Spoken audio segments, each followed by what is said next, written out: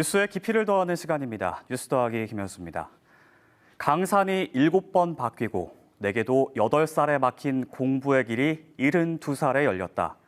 오늘도 가슴에 설렘 풍선을 달고 학교에 간다. 네, 올해 충남 성인 문해교육 시화전에서 도지사상을 받은 작품입니다. 김경순 씨가 쓴 나도 학교에 간다 중 일부인데요. 배우고 싶었지만 가정 형편이 어려워 배우지 못했던 한과 서러움, 그리고 70여 년 세월의 인생을 엿볼 수 있고요. 글을 읽고 쓰게 되면서 72년 만에 새로운 세상을 만나게 된 사연이 감동적입니다. 며칠 뒤 10월 9일은 한글날이죠. 577년 전 세종대왕이 훈민정음을 반포하며 한글이 탄생했습니다. 우리말은 일제강점기에 사라질 위기를 맞기도 했는데요. 광복 당시 국민 10명 중 8명은 한글을 몰랐을 정도입니다.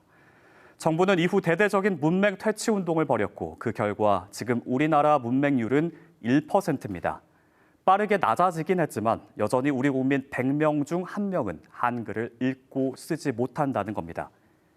이처럼 아직도 문해교육이 필요한 성인은 충남에서만 26만 명에 육박한다고 합니다. 하지만 글을 안다고 다가 아니죠. 최근 몇 년간 우리나라에서는 젊은 층의 문해력이 이슈가 되기도 했습니다. 문제가 됐던 사례를 살펴보면 임시공휴일 지정으로 사흘 연휴가 됐다는 기사에 사흘을 4일을 의미하는 걸로 받아들여서 사흘이 아니라 3일이 아니냐라는 댓글이 많이 달리기도 했고요. 직장인 익명 커뮤니티에는 신입사원에게 유선상으로 진행하겠다라고 문자를 보내자 유선상이 뭔지 물어봐도 될까요? 이렇게 답했다는 글이 화제가 되기도 했습니다. 문해력, 말 그대로 글을 읽고 이해하는 능력인데요. 우리나라 국민들의 문해력은 어느 정도일까요? 2021년 정부가 발표한 자료에 따르면 국민 10명 중 8명은 문해력 최고 등급이었고요. 특히 20대와 30대는 95%가 최고 등급을 받았습니다. 그렇다면 왜 이렇게 잊을만 하면 문해력 논란이 불거지는 걸까요?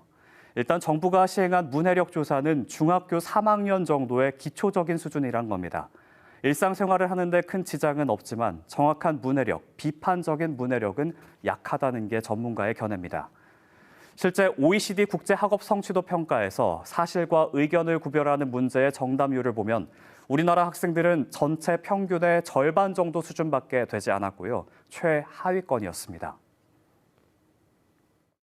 기능적 문해력, 그러니까 주어진 글을 읽고 이해하는 정도로는 부족하거든요. 무엇이 진실인지 아닌지, 허위 정보를 걸러내는 거, 이런 건 너무 사실은 당연한 거고요. 글 안에 세상, 사회, 사람들의 모습이 어떤 식으로 반영되어 있고 그것을 나는 어떻게 이해해야 되는가. 디지털이 확산하면서 문해력에도 영향을 끼친다는 연구도 있습니다. 경기연구원은 미디어 문해력을 개선하기 위해 역설적으로 종이책 독서 같은 아날로그 형식을 적절히 복원해야 한다고 조언했고요. 실제로 스웨덴과 캐나다, 네덜란드, 핀란드에서는 학교 수업에서 디지털 기기를 쓰지 않고 종이책을 쓰도록 하고 있습니다. 하지만 전문가들은 문해력을 높이기 위해 무엇보다 사회에 관심이 많아야 한다고 조언합니다.